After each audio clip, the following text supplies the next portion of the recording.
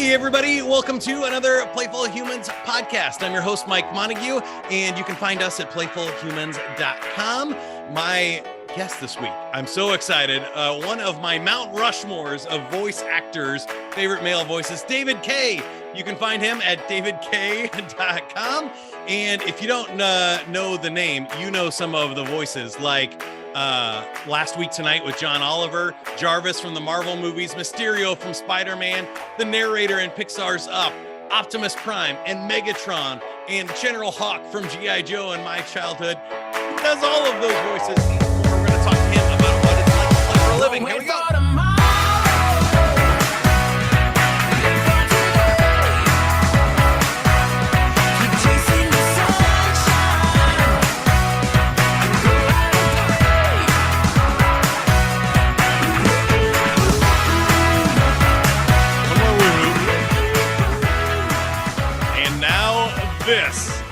I feel like I'm going to be doing my impressions of your favorite voices, David, but which of those were the most fun for you? What's the most fun voice? Oh, God, come on. I mean, they're all so much fun. I tell everybody, I'm amazed that they hire me sometimes, you know? Yeah, the Last Week Tonight thing, it's a little known thing. It turned into a bunch of Emmy Awards for the show, and it all stemmed from a promo read I did for HBO for the show when it first aired, and it was that HBO coming this summer on HBO. It's a brand new. I did the thing, and then I said, "Oh, hey, they like you for the promos," and I said, "Oh, great!" And so I'm watching HBO one night, and I go, "Hey, here's the promo. Come here it is." And I'm listening to it and watching it. That's not me. That's not my voice. Huh? Voice is really good. I said, it's not me. And I was like, well, I guess that's, like actors do. Well, I guess I didn't get the role. Text him. Yeah, exactly. Text my manager. Hey, sir, what's going on? I thought I wasn't getting this. And he calls me. Hey, it's Jay. So listen, they want to know if you want to do work for the show. And I go, what do you mean? Can you work on it on a weekend? I go, ooh, weekends, kind of sacred time. Because if I could get away with doing nothing, I would. Right. So I said, I don't know, what's the who? I knew John Oliver from the Jon Stewart show. Well, that sounds kind of cool. I don't know. Let's just try it. And how many years ago, now, and how many episodes and how many Emmy Awards for the show, and it's all stemming from and now, Yeah, I love that. And I got so many questions for you because I love doing voices myself and things. But we didn't start with the joke of the week. So the joke of the week is brought to you by green tea. You can relax in the morning with green tea instead of coffee. It will cause you to lose up to 87% of the remaining joy in your morning. Yeah. Green tea instead of coffee. No, you're in there. I think voice actors, you got to protect the voice and be careful with that for sure. Yeah. Now, the official joke of the week is, what leadership position did Old MacDonald list on his LinkedIn profile for the farm? Oh, I know I should know this, but I don't. He's the executive in charge of external and internal operations. So, of course, he's the EIEIO. Oh, God. There it is.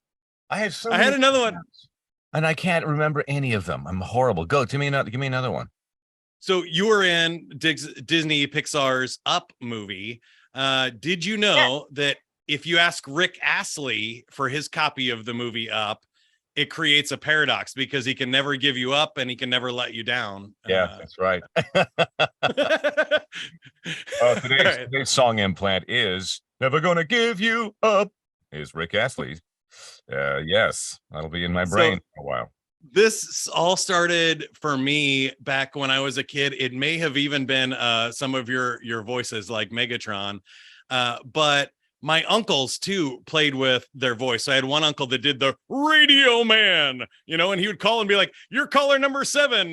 What's your favorite radio station?" And people that didn't know they entered a contest would be like, "This one," and freak out. K97. Oh, yeah.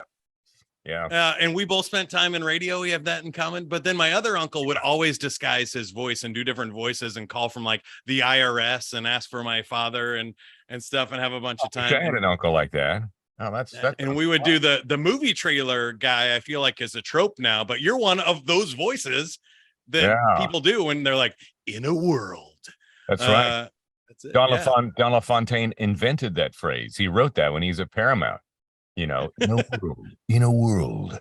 I mean, because when we go to a movie, we want to be taken out of ourselves and put into this, because out of our crappy existence, we want to be put into this wonderful imaginary place. When we go to a movie, lights come down, in a world. And that was the whole idea of that. So that was a lot of responsibility for a voiceover person to take you from your reality into this world. And he invented that whole thing. It's and one of my mentors. One of the reasons why I'm probably here in California as many years ago is he said, you should be doing this. You should be down. We moved your family down here, and daddy's got to do what daddy's got to do, and you should be doing this as a career. I go, wow, my God, Don says that to you. I guess you got to listen. And other mentor of mine is Tara Strong, who said, "What are you doing? You got to be here. I'm going to take you into my age. Why are you not here?" So those two people have a lot to do with the reason I did come down here from Vancouver many years ago, and best decision I ever made. And so who'd have thought? Oh, like you talked about radio, man, that's where I started. I have a cassette tape. You remember those cassette tapes? We used to put them in the little thing. And for Christmas, my first demo was on the cassette on a cassette tape, and it's here, so it's over there somewhere. My mother had it and kept it. I was very young, 8, 9, 10, and I was mimicking the guy in our local radio station. I would turn him down, and this is Dave, my real name, Dave. I'm on CKPT, worst call letters in the entire planet, and I would turn the music back up, and it's weird. I think, wow, I didn't even really know I didn't even really know about that whole technical side of it and talking. So I don't know where that came from. And it's amazing when you think back and hear that, you go, how about that for foreshadowing? Or it's like, and that, he became fans of Rick Dees and we became friends. The Casey Kasem, I was going to say, is a classic. He's another one on my Mount Rushmore there with you and Donald Fontaine. It's like Casey Kasem countdown. And this week on Top 40, get Don on the phone. And I worked with a producer for many years, Ron, who used to work over at Kiss, and he was the guy who recorded that when we've heard that. I don't know if you ever heard it when Casey goes off about get Don on the phone, will you? Where's my, this is a song about little snuggles, death debt. Why are we doing death debt? Ron was actually recorded. He was in when Casey did that show. He told me, a lot of people haven't actually heard the real show. They've only heard the one with the outtakes. But Ron recorded. I worked with Ron, the producer, and the stories are great. But yeah, those are all my heroes, man. I grew up in Canada and across the border from Buffalo, Rochester, and I used to listen to radio stations on Skip, as they called it, my little radio, WGN Chicago, WBZ Boston, and I had these, and I wanted to be part of that. Even at a young age, I had this fascination with America. I wanted to be part of whatever that is. I don't know about now. It's such a weird time. But back in the day, it was like I wanted to be able to send money to somebody and get something out of the back of a comic book sent to my house, because it was all, when I get those comics and Marvel and DC at the back, you send away for all those cool things, those X-ray glasses, and U.S. funds only, U.S. residents only. Went, oh man. I never thought about that. Yeah, and the first time I came down here, we actually, I was commuting for many years, but in 2007, I remember being at my house when, you know what? I can order anything right now to back of a magazine and I can get it. And it'll only cost me like $3 or $10. Wow. And so I started ordering stuff. See, now I can get it. But yeah. A little that's so awesome. It sounds like we really nerded out on a lot of the same things, which is cool. And I apologize for having Voltron behind me. They did make a Optimus Prime Lego now, so I have to order it. It's out there. But I love all of that. And I have a Lego over there. I have to get it. Just wait a minute, please continue. Play the music. Oh yeah, we'll do that. So I was going to tell you that one of the things that I struggled with as like a voice actor or a radio person was, there we go. Oh yeah. The Eternals. I have to build that. You do need to bust that open and have some fun. I kind of so go ahead. Where I was going to go with that is I always found myself doing voices that I always felt like I was doing an impression of somebody else when doing it. How do you find a voice? Do you feel like it's a conglomeration, an energy, or are you mostly doing yourself? How do you hone in on what like voice you're doing for different stuff? Wow, that's a big question. Look, when I started in this business many years ago, and it was about sort of, for me, it was doing a voice. And as time went on, I realized that, well, this is all sort of part of me, and I really can't do a voice. I think so. When let's go back real quick to radio. When I was 17 years old and on the air overnights, no business being on the air, but somebody gave me a shot, you know. I was a big fan of David Letterman at the time, and I used to do all his bits on the air because I just love Letterman, and it was funny. And I just didn't know anything about like doing my own stuff. Like, why would I do that? Just gonna do the Letterman bits. And then somebody called up one night. I said, hey, it's hey, 1420 CKBT, you're on the air. And he goes, stop doing Letterman. And he hung the phone up, and then I was shattered. To go, okay, well, back to the music. And many years later, I look back and he was right. Whoever that was, I call those people smart ass Buddhas. They're people out there that will tell you something that you don't expect from it. It's not from a person, in power or even parents. It's somebody, a random person. It says something to you, and it kind of completely changes the direction of your life. And they're smart ass Buddhas. And it's right. You have to find do your own thing. And so it becomes now for me it's all about the truth, and about these characters have to live and breathe and have a heartbeat and have skin and a soul, even if they're robots, like, little, Clank, my goal is to try and make you cry, and he's a robot. And so it has to have a soul and a heart, and it has to breathe. So it just can't be like a voice. It's has to exist. And so, well, that's a good one, because I was going to ask you, I can already tell the answer by watching. And if you're listening to the podcast and not watching the YouTube video, you might want to jump over there and check it out too, because you can hear David all the time. This is your chance to see him.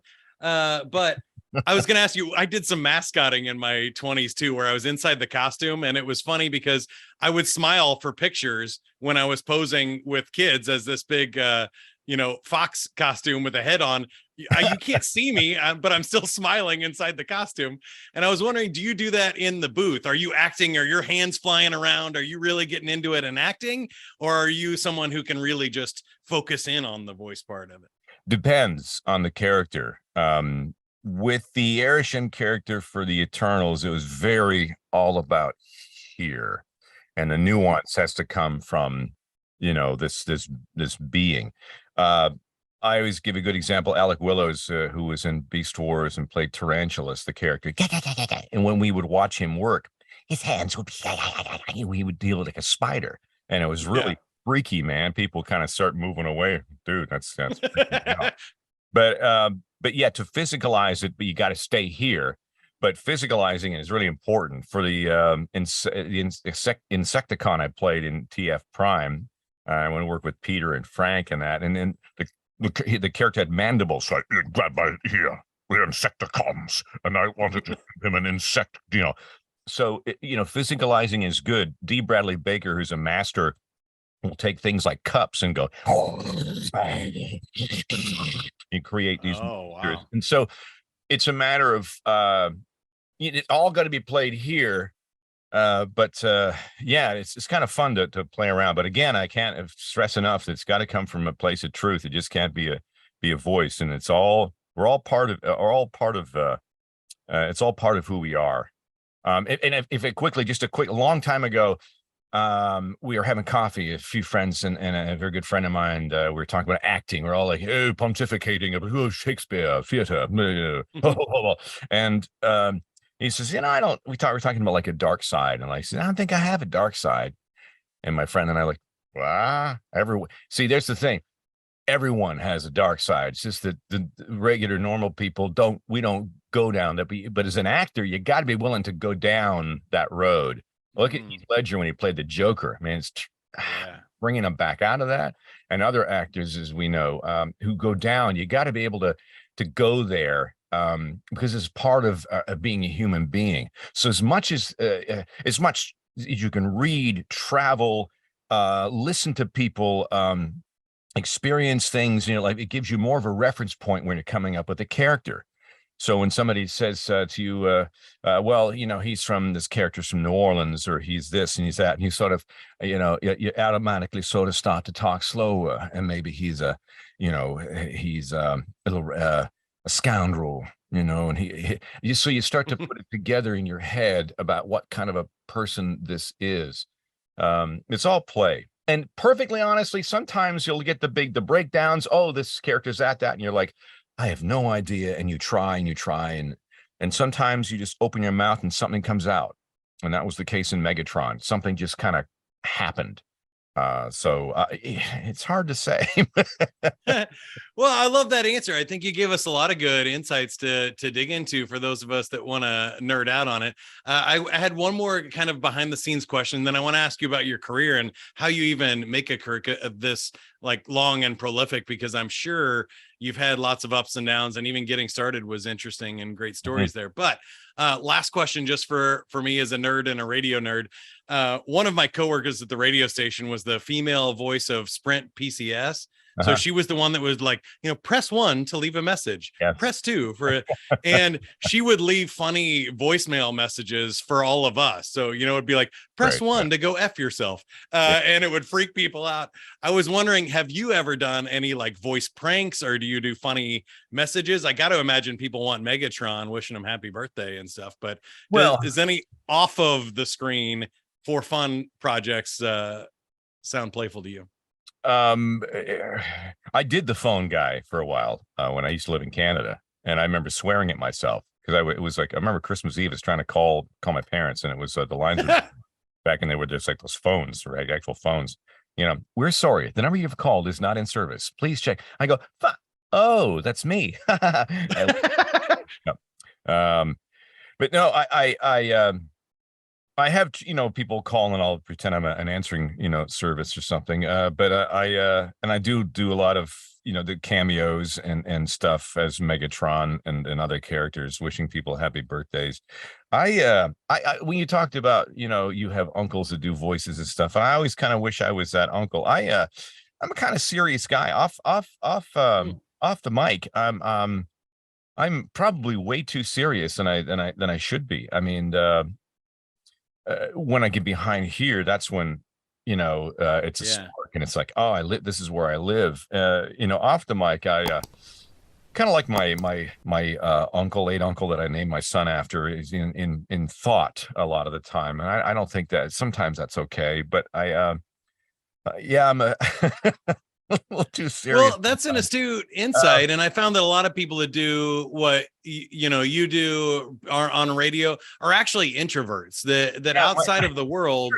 This is your safe way to play, right? It's true. My manager says, I got to rethink this whole like mixer thing and party when I come out to LA, because all you guys like are so uncomfortable out there, and it's true. Like I want to meet the clients, and is get-togethers for some of the vendors, to do trailers and trailer houses, and it's nice I want to go and say, hey, that's great, thanks, from the bottom of my heart, my God, this is a dream come true, and meet people. But whenever I go, there's always a lot of me around. There's always voice people, and I don't really, I mean, look, I adore them, and some of them are my closest friends, but I really like to be home. And when you're in an environment where you're like you're talking above the din of the music, it's like, you're like, what do you do? Oh, hi, yeah. And then you realize that, oh, geez, I'm losing my voice, and I can feel it.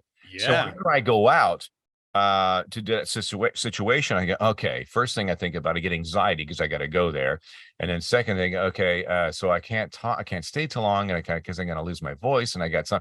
So it's just, and it's funny. It's, we all are, some of us are good at it.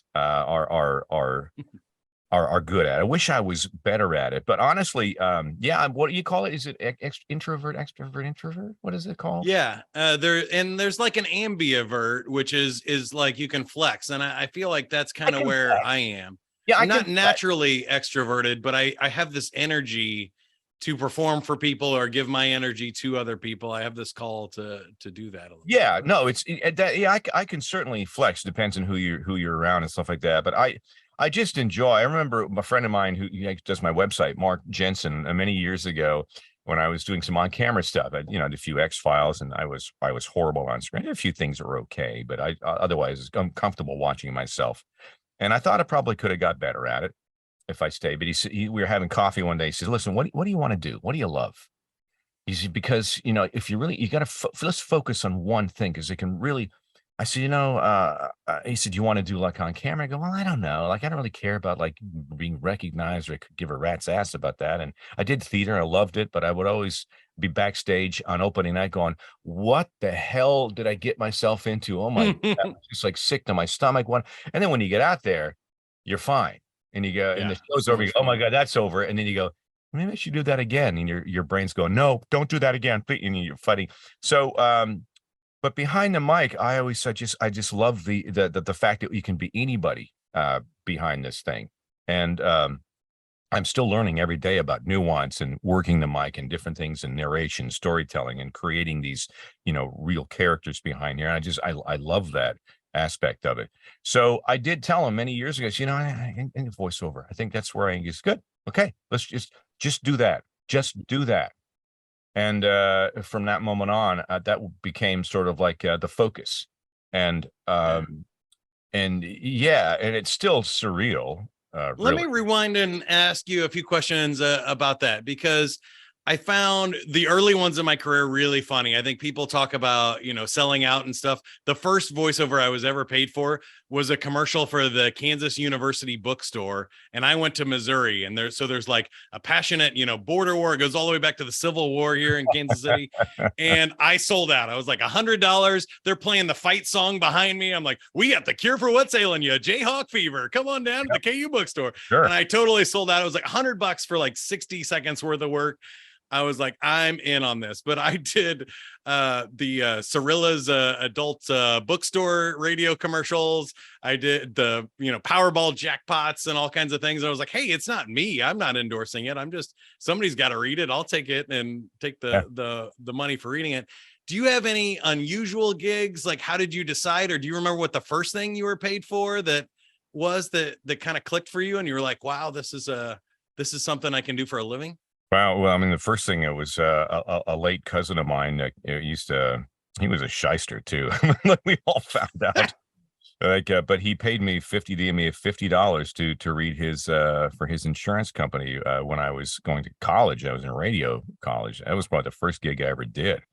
Um, and I was so excited to hear it on the air. I can't remember it. It was probably horrible, but it was a first gig. Many years later, fast forward, interesting one is they're out there on YouTube and on the internet. It's the character's Bob, and it's for erectile dysfunction pill. And Nice. this is Bob. Bob is, a little extra step in his life, but they're out there, the Bob commercials, and I did those for a while. So That's fun. but no, there's this certain things that you do, being a Dodgers fan and reading for something for the Giants, and it even says on the copy, if you're a fan of another team, please don't submit. But I go, how are they gonna know? Right, exactly. I'll be a Giants fan for this, but it's a game I play, with myself. It's like there's certain things I obviously won't do. I stay away from any political ads if I can. And I was going to ask you about the political attack ads. If you've ever done Joseph wants you to believe he's for yeah, schools. I do them, but I do them in jest. Like, for example, a la John, the last week tonight. John Oliver. So I've done them in jest. There is a particular read about them, but I just want to be surrounded by joy and do things that are joyful and not things that make me depressed. Love that. Yeah, same. And so in your career, when did you realize that this could work? Was there a moment or gig where you're like, okay, I got this? You've gone from scrounging all these different commercials and working and just trying to pay it to be like, oh, this is a career now, and I've kind of figured out the code to the matrix. Yes. 1 second before I answer that, the dog wants out.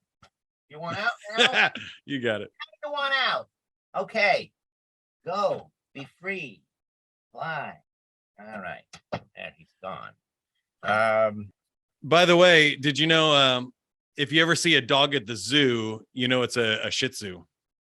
Oh, yeah. Is it? Is this a Shih Tzu? All right. God, you're killing me. I was asking you about when you knew that you made it. I still, like right now I'm thinking, is this it? Is it over?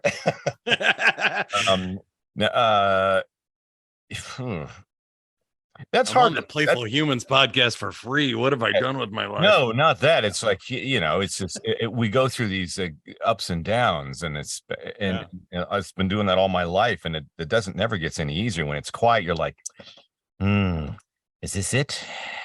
Did we sell everything? I've gone through that for 20, 30 years.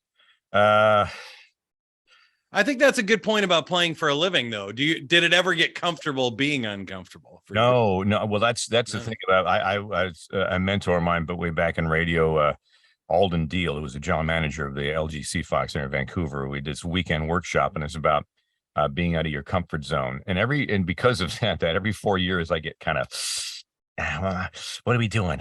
Time to change. If I start to get too comfortable, that's a bad sign. That's not good. I gotta be riding that razor's edge. It's just the way that I'm built.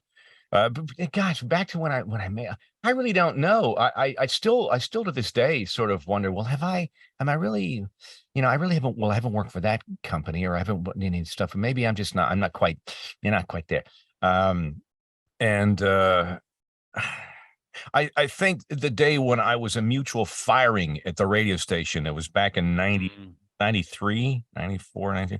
I was working during when I was on air. I started to get really busy, and I just took a disinterest in being there. And at that time, they'd moved me to middays, and I was just bored. And I remember just sitting, all right, Madonna, LG 73, hit the button, played, and just go back to watching the Monkees on MTV, and like, okay, Tears for Fears, LG 73, and I was just bored. And I remember the GM came in one day, and he said, you really sort of really don't want to be here. Does that? I said, yeah, kind of. He said, well, you know what? Let's call it a day. Let's, 2 weeks, and then we had a meeting, we had some laughs, and he said, no, I think he said, I think you need to go and do your, your thing. You're getting busy. I think this is, and so that was the mutual. We fired each other, and that was the moment I went, okay. And I remember having my daughter was born in 93, so it was just on the tails of that, and it was all right, game on. It's like that. I always call it the gas fireplace where the little pilot light's always on. It's always on, and that's what I always feel like, because any second, we're gonna go. It's always on. It's always ready to roll, and that's when I just knew that I got to turn on a fireplace, man. And because it's not just about me now.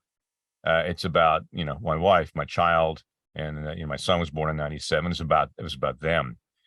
So it was a real focus puller. It was like, okay, focus in. And I wanted to get great at it. I didn't want to be fine. Okay. I hate those words. Oh, it's fine. Oh, it's good. Oh, wow. I hate, it's just like, no, let's make it. How do we make this? I want to be, really great at this. I want to, and if it's not good, let's fix it. Let's make it where it's great.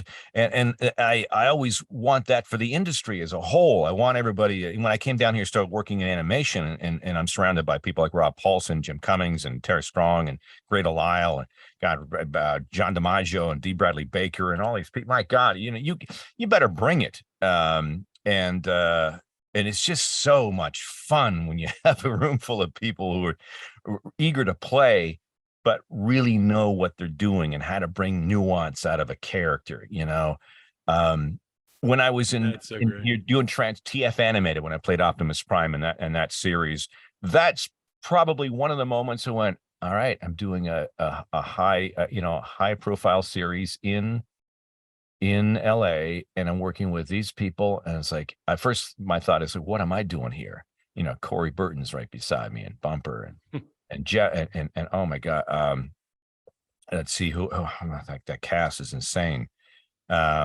Working with people like Billy West and working with people like, it's just, that's always been a dream to me, is to be in the room with people like that. It's always been that way. I always thought that's why, if you want to play the major leagues, you want to play, professional baseball, hockey, or whatever it is you want to play, you need to play with those people. You need to play up. You need to learn from them. And that's when I sort of, and that was about the time we emigrated down officially in 2007 when we were recording that show. So like, okay, I got to be here.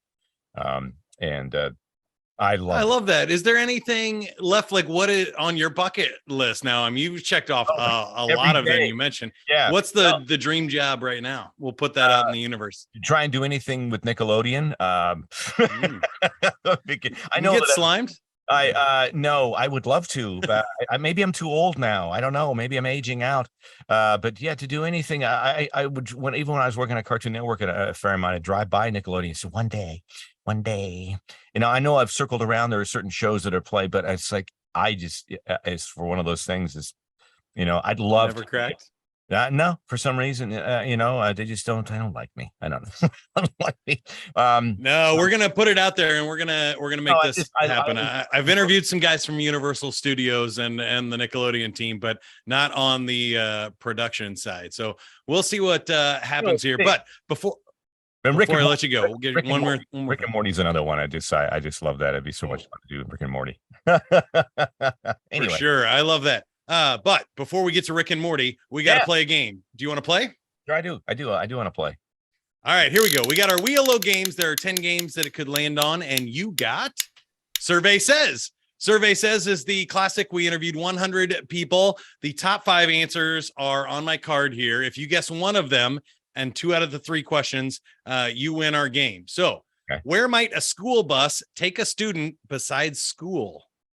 To the park. To the park. I'll give it to you. Field trip. Number 1 answer. Field trip. A sporting event, home, museum, or the zoo were our top answers there. All right. Home is probably the best answer on there. Yeah. Name a job that's so dangerous you wouldn't want it. I gave you this one because you have one of the cushiest, safest jobs. If you hurt yourself doing voiceover work, it's really your fault. But what's a job that's so dangerous you wouldn't want it? On the deck of an aircraft carrier. Oh, there you go. We will give you that one too. Airline pilot is number 4. We have firefighter, window washer, construction, and police officer. On the deck of an aircract carrier is the most dangerous job in the world. I was on the USS Teddy Roosevelt on the deck watching the planes take off. Unless you don't want to be on there unless there are people that do insane things. My grandfather was like a bomb technician for the Air Force in like World War II. Job, a bomb technician. Oh my God. A bomb technician on planes that are taking off, and he said at one point, like, the Japanese had the other end of the runway and they had their end of the runway. Wow. That's in some stuff. That is definitely a job I would not want. Yeah. All right. Last question. Name a kind of place where time seems to pass by very slowly. A classroom.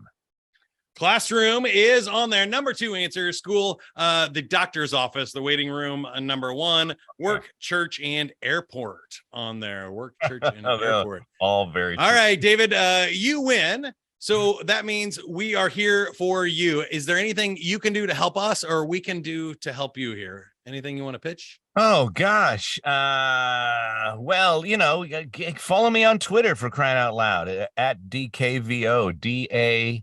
How do I spell my name? Tara Strong hates this handle. DKAYEVO. That's Instagram and Twitter. Cameos. I'm out there on Cameos. You can book those. We got Farzar has dropped. Eternals is still streaming. We got the third season of He-Man Masters of the Universe, where I take care of Adam. I try and protect him because I'm a protector, battle cat. Ratchet and Clank with Clank is of course Clank, and that's Rift Apart is still going crazy. I play Ford Cruller in the video game along with Jack Black. Psychonauts 2 is out there. Yashahime is still streaming. Shishomaru. Shut up, Jockin. And if you want to go back and take a look at some of the old shows, of course, there's Megatron. Excellent, yes. And yeah, still hanging out. The buttons are for sale too in the web. Hey, there you go. We'll go get that. Go to davidkaye.com. Again, that's Kaye. davidkaye.com. You can connect with them on the socials, see all the cool stuff that he's got going on. And I really appreciate the time today, David. It was so much fun. And now all that's left to do is to have you, the listener here, share this episode with somebody that you think needs to hear it, get inspired, and rediscover the power of play in their life. And we have a new sponsor I'm so excited about. This is a real one, not a fake one. It's Benetix, and they offer concert tickets or theater tickets to employees where you can just have them pick their own show. It's super cool. So go to playfulhumans.com/sponsors for more information. Until next time, go play. Don't wait for tomorrow. Live for today. Keep on chasing the sunshine and go out and play.